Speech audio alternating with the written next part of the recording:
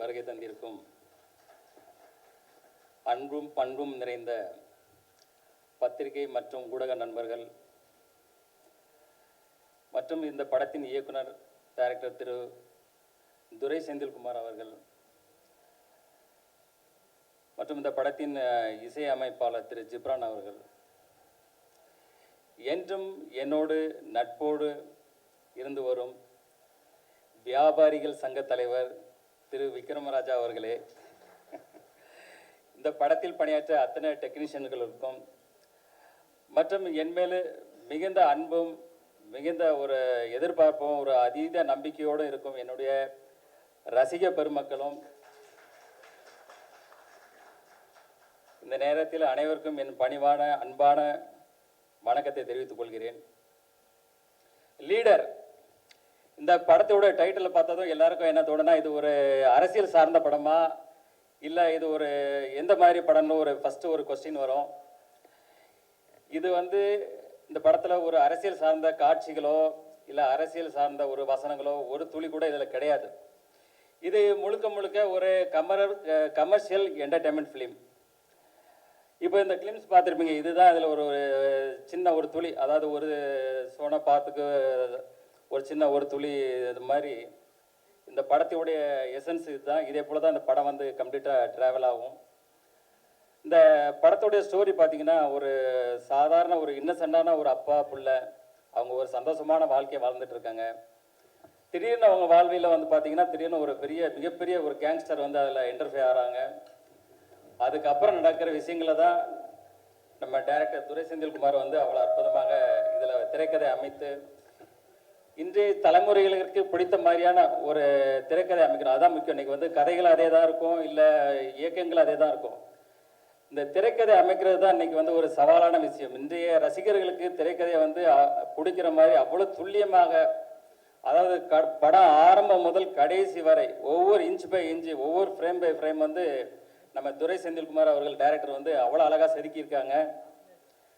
அடுத்தது இசையமைப்பாளர் ஜிப்ரான் பார்த்தீங்கன்னா, இப்போ பார்த்துருப்பீங்க ஒவ்வொரு பேக்ரவுண்ட் ஸ்கோரும் எவ்வளோ ஸ்கோர் பண்ணியிருக்காரு பார்த்துருப்பீங்க. அதே போல் அவருடைய பேக்ரவுண்ட் ஸ்கோர் இந்த படத்துக்கு மிகப்பெரிய ஒரு பலமாக இருக்குது. அதே போல் படத்தின் கதையோட்டத்துக்கு தகுந்த மாதிரியான சாங்ஸ் இந்த படத்தில் அவர் ரொம்ப அழகாக கொடுத்துருக்கிறாரு. அடுத்தது டிஓபி திரு வெங்கடேஷ் அவர்கள் பார்த்தீங்கன்னா, நாங்கள் இந்த ஷூட்டிங் ஃபஸ்ட்டு ஒரு தூத்துக்குடியில் கிட்டத்தட்ட ஒரு 40 days பண்ணோம். அதுக்கப்புறம் வெளிநாடான ஜார்ஜியாவில் ஒரு கிட்டத்தட்ட ஒரு 15 days பண்ணோம். ஆஃப்டர் தட் ஜெய்ப்பூர், ஊட்டி, அப்புறம் சென்னையில் லாஸ்ட்டு கிளைமேக்ஸ் ஃபைட், அதே போல் எல்லா விஷயங்களும் பண்ணும்போது அவ்வளோ அற்புதமாக இருக்கும். நீங்கள் அந்த ஸ்க்ரீனில் பார்க்கும்போது அவருக்கு இந்த படம் அவர் வாழ்வில் அடுத்த கட்ட உயரத்துக்கு எடுத்துகிட்டு போன்றதில் ஒரு துளியும் சந்தேகம் இல்லை. அடுத்தது எடிட்டர் பிரதீப் ராகவ். அவர் பார்த்தீங்கன்னா, இப்போது சமீபத்தில் உள்ள படங்களான டிராகன், ஜனநாயகன் போன்ற படங்களில் பணியாற்றினவர். இந்த படத்தை அந்தளவுக்கு கிறிஸ்பாக, அந்தளவுக்கு ஒரு ஷார்ப்பாக ஒரு ரொம்ப அழகாக பண்ணியிருக்காரு. அவருக்கு என்னுடைய வாழ்த்துக்கள். அடுத்தது ஆர்ட் டைரக்டர் துரைராஜ். அவர் பார்த்தீங்கன்னா, இது செட்டாக இல்லை நிஜமாவே அப்படி இருந்ததான்ற அளவுக்கு தான் ஒரு வியப்பாக இருக்கும். அந்தளவுக்கு ஒரு யதார்த்தமான ஒரு செட் அமைச்சு அவர் சிறப்பாக பணியாற்றியிருக்காரு. அவருக்கு என்னுடைய வாழ்த்துக்கள்.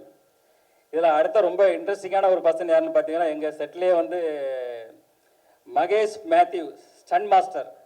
அவர் பார்த்தீங்கன்னா, செட்டுக்கு வரும்போதே ஒரு ட்ராக்கு, ஒரு ஜாக்கெட் போட்டு ஒரு காலேஜ் ஸ்டூடெண்ட் மாதிரி ஒரு அப்படி ஒரு பவர்ஃபுல்லாக வருவார். அவர் வந்தாலே செட்டில் எல்லாருக்குமே ஒரு எனர்ஜி, ஒரு பவர் வந்துடும். ஏன்னா தலைவர் பார்த்தீங்கன்னா இப்போ தான் காந்தாரா 2ல் முடிச்சுட்டு வந்திருக்கிறாரு. அதில் பார்த்துருப்பீங்க அவர் என்ன வேலை பண்ணி வச்சுருக்கிறாருன்னு. ஸோ இந்த படத்துலையும் அதே போல் சில வேலைகள்லாம் பண்ணியிருக்காரு. உங்களுக்கு ரொம்ப பிடிக்கும்னு நினைக்கிறேன். கண்டிப்பாக நீங்கள் ரசிப்பீங்க. அடுத்தது சிறு வயசுலேருந்து எனக்குள்ள ஆசைகளை சொல்லிட்டார் சார். நான் பேசலான்னு அதுக்கு முன்னாடி சார் சொல்லிட்டாரு, இருந்தாலும் சொல்கிறேன். சொன்ன மாதிரி சிறு வயசுலேருந்து எனக்கு சினிமா துறை மேலே மிகப்பெரிய ஆர்வம் இருந்தது. என்னுடைய ஃப்ரிட்ஜில் பார்த்தீங்கன்னா ஒரு பக்கம் ஷாருக் கான், ஒரு பக்கம் சல்மான் கான், 2 பேரோட படம் ஒட்டி வச்சுருப்பேன். அப்போ என் தாயார்கிட்ட அவரை சொல்லுவேன், நான் ஒரு நாள் இதே போல் ஒரு நடிகர் ஆவேன் அப்படின்னு சொல்லும்போது தாயார் சிரிச்சுட்டு சந்தோஷம்னு சொல்லுவாங்க. ஆனால் என்னுடைய சூழ்நிலை என்னுடைய ஃபேமிலி பிஸ்னஸ், என்னுடைய தந்தையார் மேலே நான் மிகப்பெரிய பக்தியும் மிகப்பெரிய ஒரு மரியாதையும் உள்ளவன். ஸோ என்னுடைய தந்தையார் பிஸ்னஸை நான் அவங்க கூட எடுத்து அவங்க கூட ட்ராவல் பண்ணும்போது என்னுடைய முழுமையாக ஒப்படைச்சி என்னுடைய முழு உழைப்பையும் கொடுத்து ஏன்னா ஃபஸ்ட்டு பார்த்தீங்கன்னா காலையில் முதல் ஆளாக நான் ஸ்டாஃப் வரதுக்கு முன்னாடி முதல் ஆளாக கடைக்கு போவேன். கடை வேலையை முடிச்சு லாஸ்ட்டாக தான் நான் வந்து கடைசி ஆளாக தான் நான் வந்து போவேன். ஆரம்பம் முதல் இன்று வரைக்கும் அதே தான். ஆரம்பம் முதல் இன்று வரைக்கும் அதே தான். இந்த படப்பிடிப்பில் அதே போல தான். செட்டுக்கு முதல் ஆளாக தான் போவேன், கடைசி ஆளாக தான் போவேன். ஏன்னா அந்தளவுக்கு நான் எதில் இறங்குறனோ அதில் முழு ஃபோக்கஸ்டாக என்னுடைய முழு உழைப்பையும் அதில் இறக்கி செய்வேன். அதுதான் என்னுடைய கேரக்டர். அப்புறம் பார்த்தீங்கன்னா இந்த படத்துடைய கண்டென்ட் வந்து இன்றைக்கி வந்து மக்கள் வந்து ஒரு பக்கம் கண்டென்ட் ஓரியன்ட் படம், ஒரு பக்கம் வந்து மாஸ் ஆக்ஷன்றாங்க. இப்போ நாங்கள் வந்து இதில் இந்த படத்தில் என்ன மெயினாக இது பண்ணியிருக்கோன்னா, ஒரு நல்ல ஒரு கதையம்சம் கண்டென்ட் இருக்கணும், அதே போல் ஒரு மாஸ் எலிமெண்ட்ஸு ஆக்ஷன் சீக்வன்ஸ் இருக்குன்ற மாதிரி இன்றைக்கி எல்லா தரப்பு மக்களுக்கும் இன்றைக்கி உள்ள ரசிகர்களுக்கு பிடிக்கிற மாதிரி இது ஒரு சிறப்பான படமாக இருக்குது. எங்கள் படக்குழுவும் சரி நானும் சரி இதை பார்த்துட்டு மிகப்பெரிய சந்தோஷமும் மிகப்பெரிய சாட்டிஸ்ஃபைடாக இருக்குது. அதே சந்தோஷமும் அதே சாட்டிஸ்ஃபைடும் உங்கள் எல்லாருக்கும் கிடைக்கும்னு நினைக்கிறேன். அப்புறம் சினிமா துறையை வந்து பார்த்தீங்கன்னா இன்றைக்கி வந்து ஒரு தனிநபர் வெற்றி இல்லை, ஒரு படம் வெற்றி அடைகிறது ஒரு தனிநபர் வெற்றி இல்லை. அதாவது சினிமா தொழில் இன்னைக்கு வந்து பலாயிரம் தொழிலாளர் இருக்காங்க. இந்த பக்கம் தேட்டரில் பார்த்தீங்கன்னா கிட்டத்தட்ட அதில் பலாயிரம் தொழிலாளர்கள் வேலை செய்கிறாங்க. சார் ஒவ்வொரு படமும் நான் வெற்றி அடையணும்னு நினைப்பேன். ஏன்னா இன்னைக்கு வந்து பலாயிரம் தொழிலாளர்கள் வந்து இப்போ சினிமா துறை கொஞ்சம் இறங்குமுகமாக இருக்குது. இன்னைக்கு பலாயிரம் தொழிலாளர்களுடைய வாழ்க்கையை வந்து கொஞ்சம் அவங்களுக்கும் வேலை வாய்ப்புகள் குறையுது, புதுசாக வர்றவங்களுக்கும் வேலை வாய்ப்பு ஒழுங்கான முறையில் கிடைக்க மாட்டேங்குது. அதனால தான் நான் எப்பவுமே நினைப்பேன் அதில் இருக்கிற எல்லா படங்களுமே வெற்றி அடையணும் அப்படின்னு நினைப்பேன். அதே போல் பத்திரிகையாளர்களை நீங்களும் இந்த சினிமா துறை வளர்கிறதுக்கு உங்களுடைய முழு சப்போர்ட்டையும், அது சினிமா துறை மறுபடியும் எழுச்சி பெறதுக்கு உங்கள் அனைவருடைய சப்போர்ட்டும் வேணும்னு கேட்டுக்கிறேன். இந்த படத்தினுடைய சிங்கிள் வந்து வர்ற 14ஆம் தேதி காதலர் தினத்தன்றி முதல்ல இதை வெளியிடுறோம், முதல் சிங்கிளை. அப்புறம் வந்து பார்த்தீங்கன்னா மார்ச் 6ஆம் தேதி வந்து கிளிம்ஸ் வெளியிடுறோம். அது இதே போல் ஒரு பவர்ஃபுல்லாக இதோட பவர்ஃபுல் பேக்கடாக இருக்கும். அது நீங்கள் வரும்போது பார்ப்பீங்க. அடுத்தது இந்த படத்தை வந்து ஏப்ரல் மாதத்தில் ரிலீஸ் பண்ணுறதுக்கு எல்லா வேலைகளும் போயிட்டுருக்கு.